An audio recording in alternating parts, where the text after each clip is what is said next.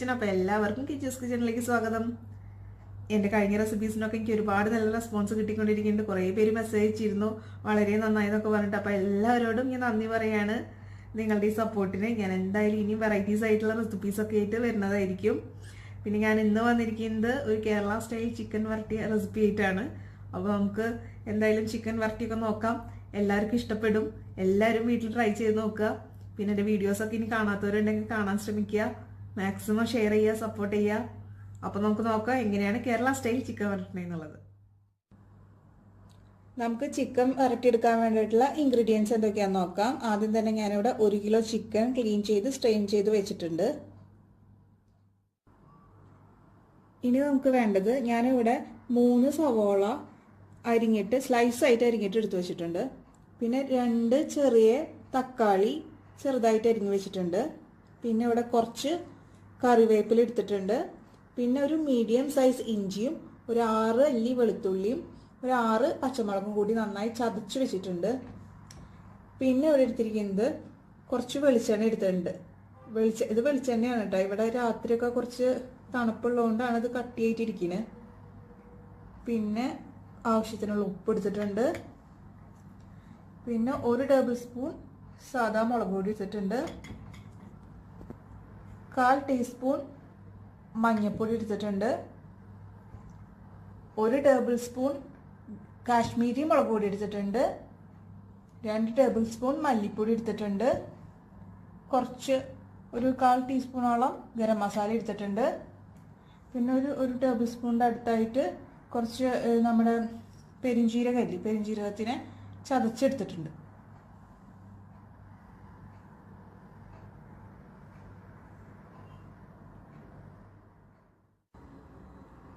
ഞാനിവിടെ ചിക്കൻ ഉണ്ടാക്കാൻ വേണ്ടി ഒരു പാത്രം ചൂടാക്കാൻ വെച്ചിട്ടുണ്ട്. ഇത് കുറച്ച് ചൂടാവുമ്പോൾ നമുക്ക് വെളിച്ചെണ്ണ ഒഴിച്ചു കൊടുക്കാം. ഇപ്പോൾ നമ്മുടെ പാത്രം കുറച്ച് ചൂടായിട്ടുണ്ട്. ഇനി നമുക്ക് ഈ വെളിച്ചെണ്ണ അതിലേക്ക് കുറച്ച് ഇട്ട് കൊടുക്കാം.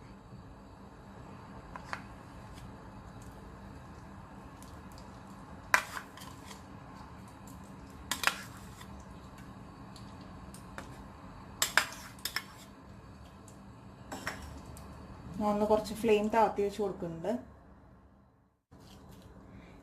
ഇനി കുറച്ച് ഇപ്പൊ ഇത് ചൂടായി വന്നിട്ടുണ്ട്. നമുക്ക് ഇനി കുറച്ച് കറിവേപ്പില കൊടുക്കാം. ബാക്കി കറിവേപ്പില നമുക്ക് ലാസ്റ്റ് ഇട്ട് കൊടുക്കാം.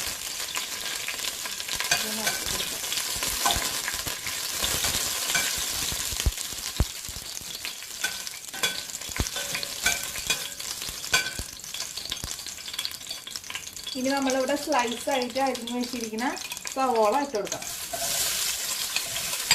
സവോള ഇട്ട് കൊടുക്കുമ്പോൾ തീയൊന്ന് കാത്തി വെച്ചിട്ട് ഇട്ട് കൊടുക്കണം. അല്ലെങ്കിൽ മേറ്റിക്കൊക്കെ ചിലപ്പോൾ തെറിക്കാനുള്ള ചാൻസ് ഉണ്ട്. ഇനി കുറച്ച് തീ കൂട്ടി വെച്ചിട്ട് നമുക്ക് ഇത് നന്നായിട്ട് ഇളക്കി കൊടുക്കാം.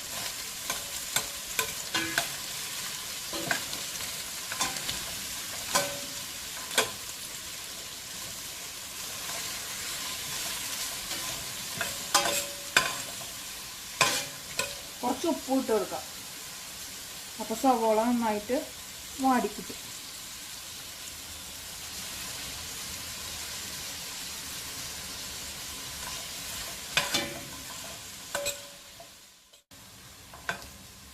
ഇപ്പം നമ്മൾ സവോള കുറച്ചൊന്ന് വഴണ്ടി വന്നിട്ടുണ്ട്. ഇനി നമുക്ക് ഇവിടെ നമ്മൾ ചതച്ച് വെച്ചിട്ടുള്ള ഇഞ്ചി, വെളുത്തുള്ളി അതുപോലെ പച്ചമുളക് ഇട്ട് കൊടുക്കാം.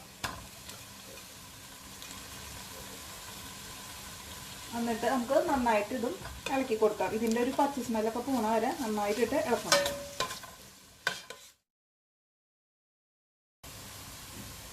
നമ്മൾ സവോള അതുപോലെ ബാക്കിയുള്ള നമ്മളിട്ട് കൊടുത്ത ഇതൊക്കെ, അതായത് പച്ചമുളക്, ഇഞ്ചി അതൊക്കെ നന്നായിട്ട് മുരിഞ്ഞ് വന്നിട്ടുണ്ട്. ഇപ്പം നല്ല ഒരു ഗോൾഡൻ ബ്രൗൺ കളറായിട്ടുണ്ട്. ഇനി നമുക്ക് പൊടികൾ ഓരോന്നായിട്ട് ഇട്ട് കൊടുക്കാം. ആദ്യം തന്നെ നമുക്ക് നമ്മുടെ ഇവിടെ എടുത്ത് വെച്ചിരിക്കുന്ന മഞ്ഞൾപ്പൊടി ഇട്ട് കൊടുക്കാം. എന്നിട്ട് നന്നായിട്ടൊന്ന് ഇളക്കി കൊടുക്കാം. തീ കുറച്ച് വെക്കണം കേട്ടോ.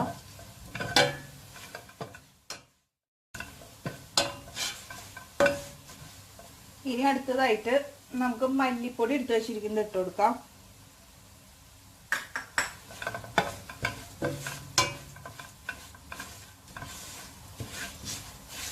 നന്നായിട്ട് ഇളക്കി കൊടുക്കാം.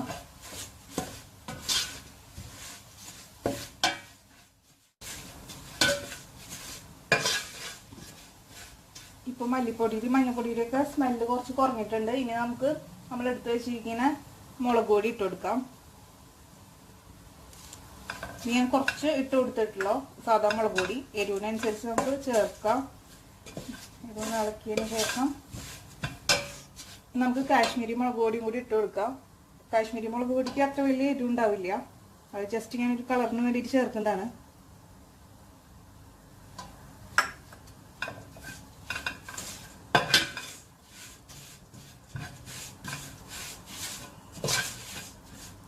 ഇത് നന്നായിട്ടൊന്ന് ഇളക്കാം. അതിൻ്റെ സ്മെല്ല് പോകുന്ന വരെ.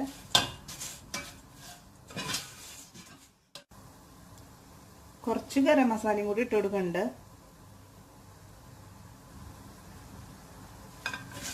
ഇതെല്ലാം കൂടി നന്നായിട്ട് മിക്സ് ചെയ്യാം. ഇതിൻ്റെ ഒരു പച്ച സ്മെല്ല് പോണ വരെ. എന്നിട്ട് നന്നായിട്ട് മൂക്കുമ്പോൾ നമുക്ക് ബാക്കി തക്കാളിയൊക്കെ ആഡ് ചെയ്ത് കൊടുക്കാം. തീ സിമ്മിലായിരിക്കണം ഇട്ടുണ്ടാവേണ്ടത്, അല്ലെങ്കിൽ ഇതൊക്കെ കരിഞ്ഞു പോകും. ഇപ്പോൾ എല്ലാം നന്നായിട്ട് മൂത്ത് വന്നിട്ടുണ്ട്. ഇനി നമ്മൾ എടുത്തു വെച്ചിരിക്കുന്ന തക്കാളി ഇട്ട് കൊടുക്കാം.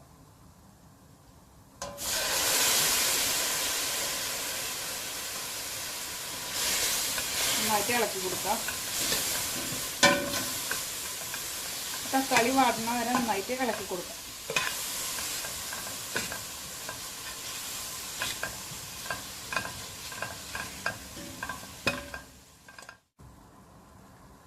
ഇപ്പോൾ നമ്മുടെ തക്കാളിയൊക്കെ നന്നായിട്ട് വഴണ്ട് വന്നിട്ടുണ്ട്. ഇനി അതിലേക്ക് കുറച്ച് ഉപ്പ് ആഡ് ചെയ്ത് കൊടുക്കുന്നുണ്ട്. ഉപ്പ് കുറച്ച് ആഡ് ചെയ്തിട്ട് നമുക്ക് പിന്നെ ടേസ്റ്റ് നോക്കിയിട്ട് ചിക്കൻ ആഡ് ചെയ്തതിന് ശേഷം കുറച്ചും കൂടി ചേർത്ത് കൊടുക്കാം.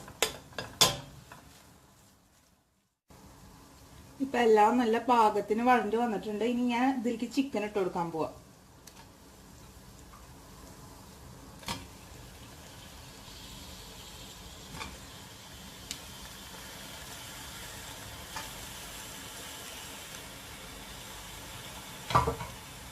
ചിക്കൻ ഇട്ട് കൊടുത്തിട്ടുണ്ട്. ഇനി ഇതിലെല്ലാത്തിനും കൂടിയിട്ട് നമുക്കൊന്ന് മിക്സ് ചെയ്തെടുക്കാം. ഇത് മിക്സ് ചെയ്തിട്ട് ഞാൻ അതിൽ വെള്ളം ഒഴിക്കുന്നില്ല. വെള്ളം തീരെ ആഡ് ചെയ്യുന്നില്ല. ഈ ചിക്കനിൽ നിന്നുള്ള വെള്ളത്തിൽ കിടന്നിട്ട് തന്നെ ഇത് വെന്ത് വരണം.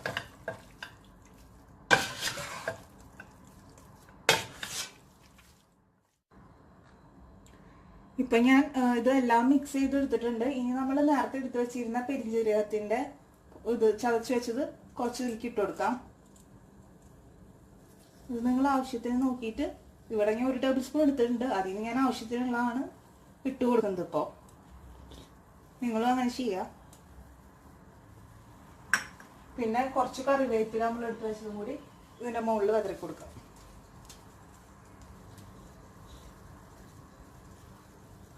ഇനി ജസ്റ്റ് ഒന്ന് എല്ലാം കൂടി ഒന്ന് മിക്സ് ചെയ്തിട്ട് നമുക്ക് ഇതിനെ അടച്ചു വയ്ക്കാം.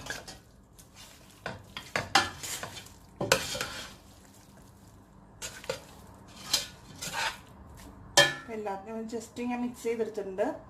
ഇനി നമുക്ക് ഇതിനെ ഒരു മൂടി വെച്ചിട്ട് അടയ്ക്കാം.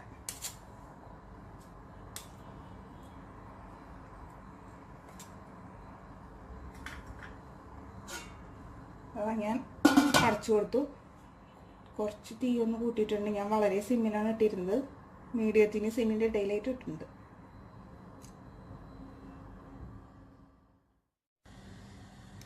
നമുക്ക് ഈ മൂടി ജസ്റ്റ് ഒന്ന് തുറന്നു നോക്കാം എൻ്റെ നമ്മുടെ ചിക്കൻ്റെ അവസ്ഥ ആണ്.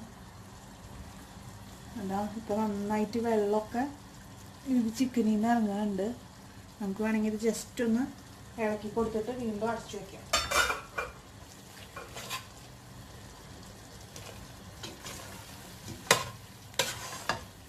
വെള്ളം ഇളക്കി കൊടുത്തില്ലെങ്കിൽ ചിലപ്പോൾ അത് നമുക്ക് പണി വരും, ചിലപ്പോൾ അടി പിടിക്കും.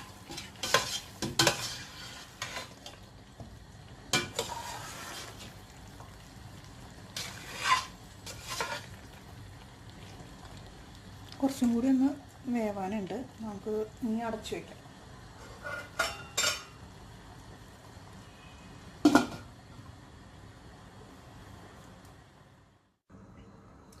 ഇത് നമുക്ക് ഇതൊന്ന് തുറന്നു നോക്കാം എന്തായെന്നുള്ളത്. ആഹാ, എല്ലാ വെള്ളവും പുറത്ത് വന്നിട്ടുണ്ട്. ഇനി നമുക്കിതൊന്ന് വറ്റിച്ചെടുക്കണം. അപ്പോൾ അതിന് വേണ്ടിയിട്ട് നമുക്ക് തീ കുറച്ച് കൂട്ടിയിട്ടിട്ട് നന്നായിട്ട് ഇളക്കി കൊടുക്കാം. ഇളക്കുമ്പോൾ ചിക്കൻ ഉടഞ്ഞു പോകാണ്ടിരിക്കാൻ നോക്കണം കേട്ടോ.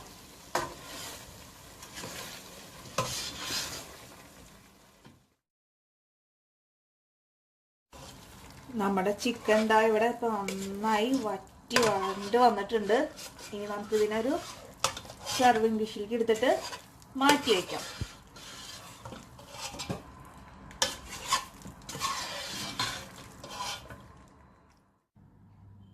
അങ്ങനെ നമ്മുടെ ചിക്കൻ വരട്ടിയത് ഇവിടെ റെഡി ആയിട്ടുണ്ട്.